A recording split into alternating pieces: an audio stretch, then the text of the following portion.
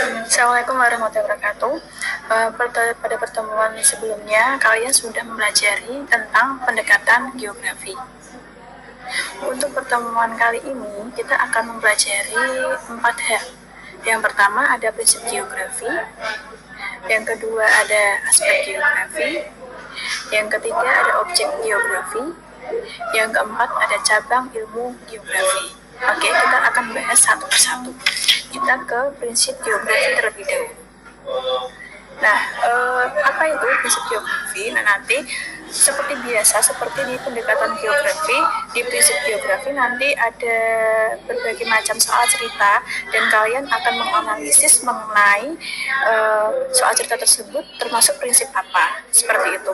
Prinsip geografi ada 4. Yang pertama ada prinsip deskripsi, yang kedua ada prinsip distribusi, yang ketiga ada prinsip interrelasi, yang keempat ada prinsip korologi. Kita akan bahas satu persatu. Nah, di prinsip deskripsi ini, prinsip deskripsi adalah suatu prinsip yang menceritakan. Jadi dalam suatu peristiwa tersebut isinya menjelaskan. Seperti contoh, Indonesia merupakan, Indonesia yaitu. Nah, kalau penjelasan berarti dia masuk prinsip deskripsi. Selain berupa penjelasan, prinsip deskripsi juga bisa berupa gambar, berupa peta, berupa grafik, berupa tabel. Seperti contoh pada gambar berikut, nah ini ada peta Indonesia. Nah, peta Indonesia ini dia menjelaskan administrasi wilayah Indonesia. Di bawahnya ada riwayat letusan Merapi. Nah, ini juga menjelaskan, tabel-tabel di bawah ini menjelaskan perkembangan Gunung Merapi. Seperti itu. Jadi kata kuncinya adalah prinsip deskripsi itu menjelaskan. Seperti itu. Kita lanjut ke prinsip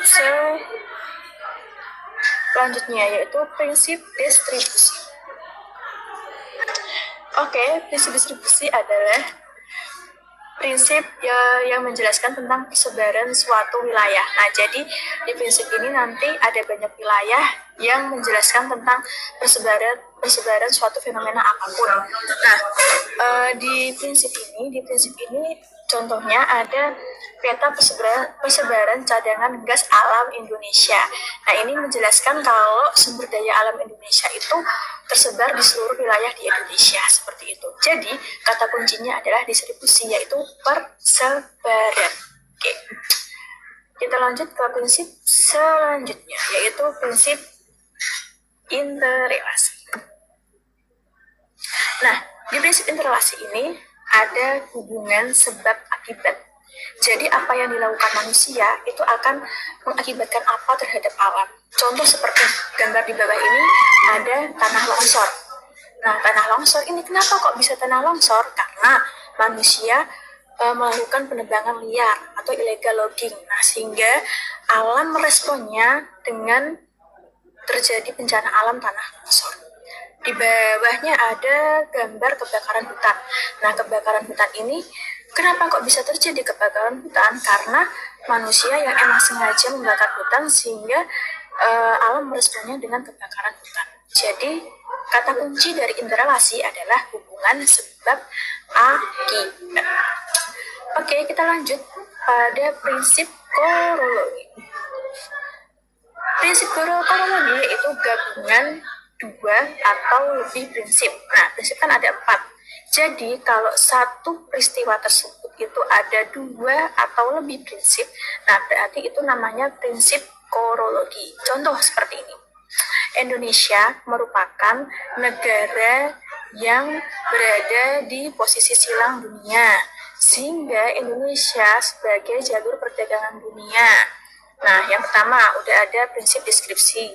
Yang kedua ada prinsip persebaran karena dia tersebar di seluruh dunia, seperti itu. Nah, contoh lain misalkan seperti ini. Indonesia merupakan negara yang dilalui oleh Ring of Fire atau cincin api dunia dan merupakan negara yang punya gunung api terbanyak di dunia dan tersebar di seluruh wilayah di Indonesia. Sehingga menyebabkan tanah di Indonesia sangat subur. Nah, kita analisis. Yang pertama, ada Indonesia merupakan, nah itu udah merupakan prinsip deskripsi. Yang kedua, ada ada tersebar di seluruh wilayah gunung apinya, nah itu berarti prinsip distribusi. Sehingga tanahnya subur, nah berarti itu prinsip interlasi karena ada hubungan sebab akibat. Hubungan sebabnya karena sebabnya Indonesia banyak gunung api, akibatnya tanah Indonesia menjadi subur. Nah, berarti kalau korologi itu dia gabungan dari 2 atau 3 prinsip seperti itu. Oke, prinsip sudah paham? Kita ambil kata kuncinya lagi. Kalau deskripsi, prinsip deskripsi, kata kuncinya adalah menjelaskan. Kalau distribusi, kata kuncinya adalah persebaran. Kalau interrelasi, kata kuncinya adalah hubungan sebab akibat. Kalau korologi, kata kuncinya adalah gabungan. Oke, prinsip aman ya. Kita lanjut, kalau prinsip aman, kita ke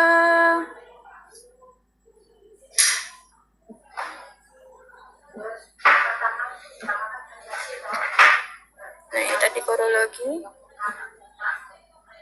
Kita ke aspek geografi. Nah, aspek di sini adalah hal-hal yang dipelajari dalam geografi. Ada 2 aspek. Yang pertama ada aspek fisik, yang kedua ada aspek non-fisik. Kita pelajari satu-satu. Aspek fisik adalah mempelajari tentang fenomena alam. Jadi semua yang terjadi karena alam itu namanya aspek fisik. Seperti contoh misalkan ini adalah gambar angin tornado. Nah, itu kan murni karena alam kan. Nah, berarti itu termasuk aspek fisik. Selanjutnya ada gambar kekeringan. Nah, ini juga murni karena faktor alam. Nah, jadi 2 contoh ini adalah contoh dari aspek fisik. Sebenarnya banyak sekali contoh aspek fisik. Seperti tanah longsor, tsunami, gempa, hujan. Nah, itu termasuk aspek fisik. Suatu yang berkaitan dengan alam. Jadi, kata kuncinya adalah aspek fisik adalah alam. Oke, kita lanjut aspek non fisik. Nah, aspek non fisik di sini adalah aspek yang berkaitan dengan peristiwa sosial atau aktivitas manusia. Nah, berarti kebalikan dari aspek fisik. Jadi semua yang dilakukan manusia itu termasuk aspek non fisik. Seperti gambar di sini ada urbanisasi atau perpindahan penduduk atau mudik. Terus yang ini ada korban bencana alam. Nah, ini adalah salah satu aktivitas manusia. Untuk detailnya itu ada banyak sekali contohnya.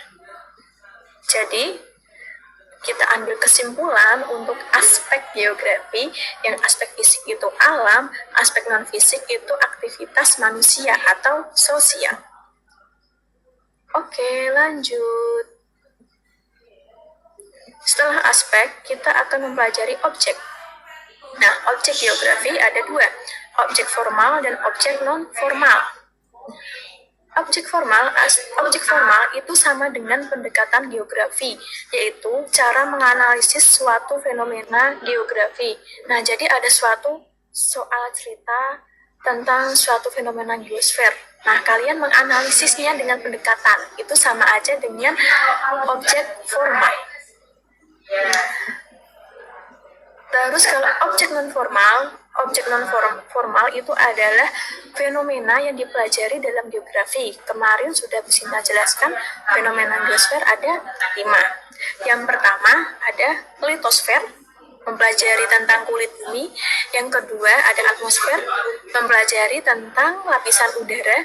Yang ketiga ada hidrosfer, mempelajari tentang lapisan air.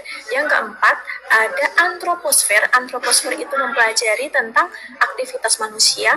Yang kelima ada biosfer. Biosfer itu mempelajari tentang persebaran makhluk hidup. Oke, kita ambil kata kunci dari objek geografi. Objek formal itu sama dengan pendekatan geografi. Objek non formal itu sama dengan fenomena geosfer. Yang terakhir, ada cabang ilmu geografi. Nah, ini cabang ilmu geografi ada banyak sekali. Kita klik satu-satu. Yang pertama, ada oceanografi. Nah, oceanografi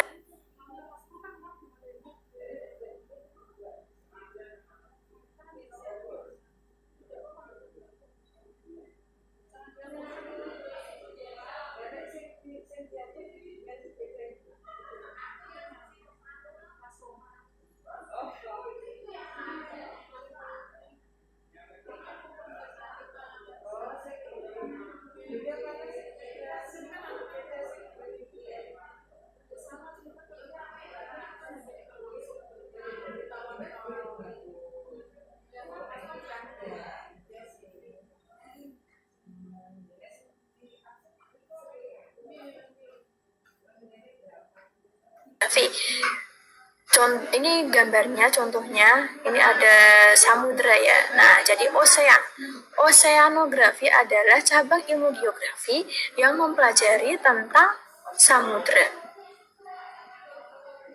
Oke, kita lanjut. Coba kita klik hidrologi. Nah, kalau hidrologi itu cabang ilmu geografi yang mempelajari tentang perairan. Nah, bedanya sama oceanografi, kalau oceanografi itu khusus tentang samudra atau laut, sedangkan hidrologi itu mempelajari tentang sungai, danau, siklus hujan atau siklus air tanah. Nah, itu dipelajari di hidrologi. Beda ya. Oke, oceanografi udah, hidrologi udah, kita ke biogeografi coba. Nah, ini biogeografi ini mempelajari tentang persebaran makhluk hidup, terutama hewan dan tumbuhan. Next, kita coba ke kartografi. Nah, kartografi, ini ada gambar peta ya. Kartografi merupakan cabang ilmu geografi yang mempelajari tentang pembuatan peta. Peta sangat penting bagi geografi.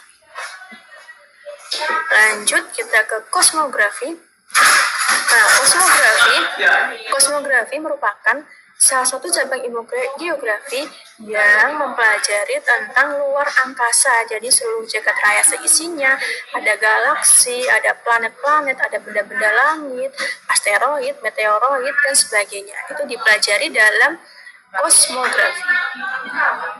Kita lanjut ke meteorologi. Nah, ini ada gambar hujan. Contohnya ya, berarti meteorologi merupakan cabang ilmu geografi yang mempelajari tentang cuaca.